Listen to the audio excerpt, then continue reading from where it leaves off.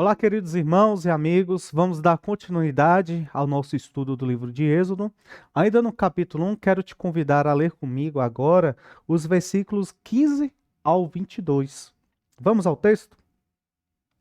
O rei do Egito ordenou as parteiras hebreias, das quais uma se chamava Sifrá e a outra Puá, dizendo: Quando servirdes de parteira às hebreias, examinai. Se for filho, matai-o, mas se for filha, que viva. As parteiras, porém, temeram a Deus e não fizeram como lhes ordenava o rei do Egito. Antes, deixaram viver os meninos. Então o rei do Egito chamou as parteiras e lhes disse: Por que fizestes isso e deixaste viver os meninos?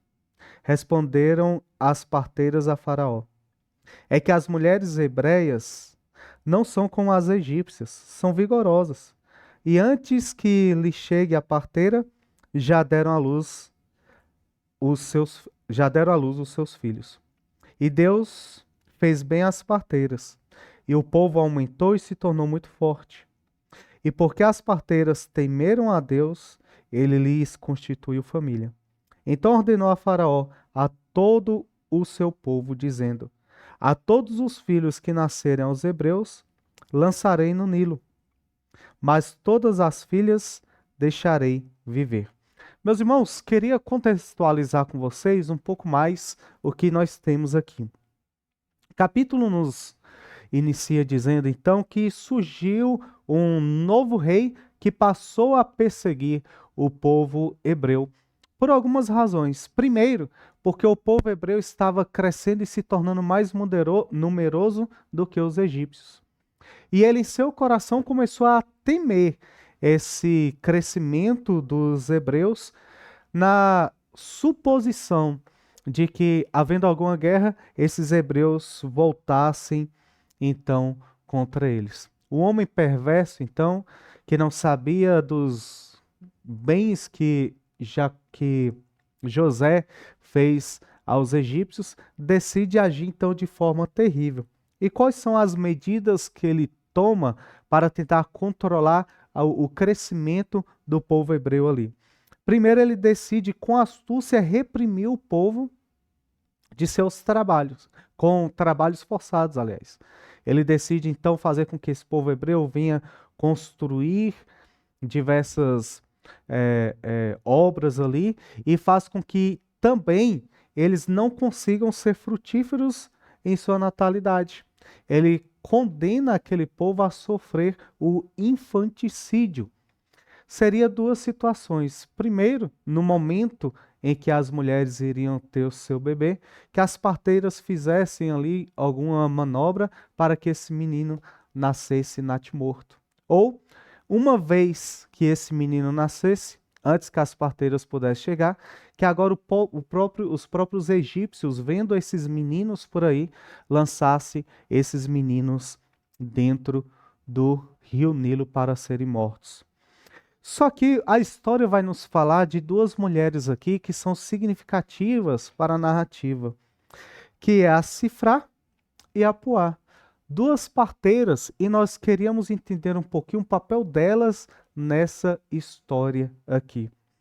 Questiona-se se essas duas mulheres eram somente algumas parteiras que estavam por ali, ou se elas seriam chefes de mulheres que serviam o povo hebreu como parteiras.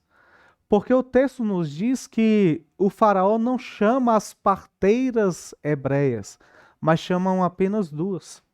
Talvez essas duas mulheres seriam como chefes das parteiras, ou seriam como alguma referência e as outras as obedeciam, ou seriam algumas mulheres que eram mentoras das outras parteiras. Sabemos que essas duas mulheres são importantes aqui, que elas tinham uma relevância na profissão que elas exerciam ou no serviço que elas exerciam ao seu próprio povo. E o nome delas aqui são destacados para a gente. A primeira, Sifrá, se refere a uma moça bela e bonita. A segunda, Poá, se refere a uma mulher que emite sons. Muitas vezes, o nome das pessoas ali entre o povo hebreu estava relacionado à sua atuação. Talvez realmente seu nome legítimo ou algum apelido que ela tinha. E esse nome Puá se referia a uma moça que emitia sons. Talvez aquela parteira que pegava o bebê e ninava aquele bebê, acalmava aquele bebê, cantando músicas para que ele pudesse adormecer. É interessante perceber que esse ato aqui, segundo os historiadores, não se refere somente a estar presente ali no momento do parto, mas essas mulheres tinham um papel significativo entre o povo hebreu. O que elas faziam além de participar e ajudar no nascimento ali? Elas eram mulheres que orientavam as gestantes como passar por esse período de gestação, como corrigir sua alimentação, como se comportar enquanto aguardava o nascimento. E elas também acompanhavam essas mães nos primeiros meses do bebê ali, orientando essas mães como cuidar do bebê. Então era um papel significativo e importantíssimo. E olha só, quando a gente lê esse texto aqui, talvez a gente tenha a impressão que o papel delas não era tão significante. Mas sabendo as promessas que Deus tinha e como Deus estava realizando essa promessa de fazer o povo ser um povo numeroso, essa profissão que para nós, ou esse ofício, esse serviço que para nós pode parecer ser algo tão simples, contribuiu enormemente para o propósito de Deus.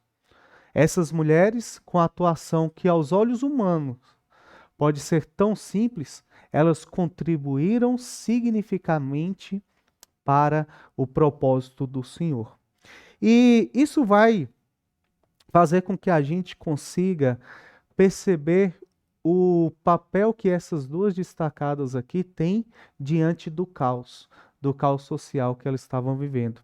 Então, eu quero analisar um pouco com vocês as atitudes dessas duas mulheres, aliás, e quais são as lições que podemos tirar disso.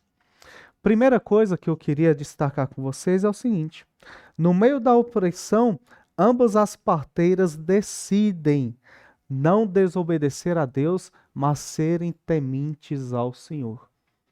O faraó tinha poder sobre elas ali para executá-las, para fazer algo terrível com elas.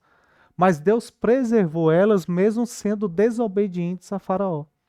E a primeira coisa que nós podemos destacar da atitude dessas mulheres é que elas fizeram um cálculo que todos os crentes no Senhor Jesus Cristo, todo o povo de Deus deve fazer. Que vale mais a pena ser temente a Deus e não aos homens. Não é o Senhor Jesus Cristo que nos instrui a isso?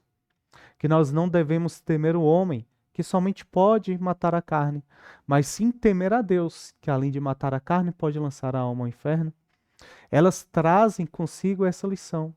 Elas trazem consigo o temor a Deus, a obediência ao Senhor, no momento em que o governante presente querem colocar elas de encontro, irem contra os propósitos de Deus. Nós percebemos então que Deus se agradou da obediência dessas mulheres. E Deus, se agradando da obediência dessas mulheres, as recompensou, fazendo com que elas, parteiras, que viram tantas mulheres tendo a alegria de ter filhos e filhas, pudessem também constituir famílias. Eu não conheço tanto e as Escrituras não nos falam tanto a respeito dessas mulheres. Talvez eram jovens, moças belas que estavam se dedicando ao cuidado das hebreias, ao cuidado daquelas mulheres que estavam constituindo família. E vivendo ali, crescendo naquele meio, tendo esse papel importantíssimo, talvez elas mesmas tinham o desejo de constituir também uma família. Certamente, o Deus que nos conhece no nosso íntimo, ele via esse desejo delas e as recompensou conforme a obediência. Elas foram obedientes a Deus e Deus as recompensou, fazendo com que elas pudessem também constituir uma família. Quais são as implicações desse texto de Êxodo para os dias atuais? Meus irmãos, é possível glorificar a Deus em qualquer área da vida, não importa seu status social, não importa a sua profissão. Deus tem propósitos e Deus te colocou no lugar onde você está para que aí você possa viver em conformidade com os propósitos que Deus tem para a sua vida. Então não importa qual é seu status social, não importa qual seja a sua profissão.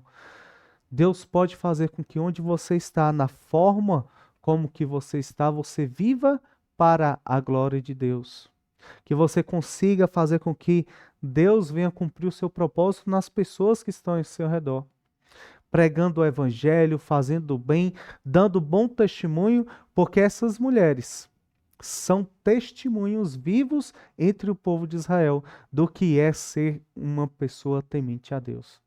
Na situação onde você está, na profissão que você tem exercido, independente do caos social que esteja em sua volta, independente das aflições, das perseguições, independente das opressões que possam estar acontecendo, você pode ser luz em meio às trevas, apontando para Cristo. Você é sal da terra e luz do mundo.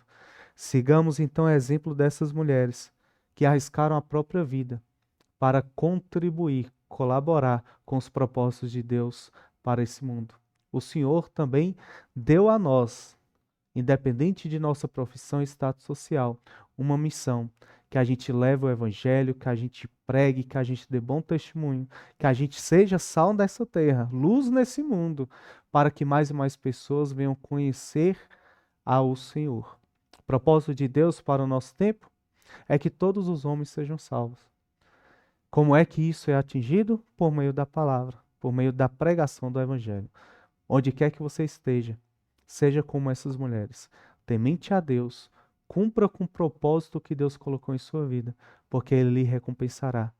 Creia nisso e guarde essas palavras em seu coração até o nosso próximo estudo aqui no livro de Êxodo.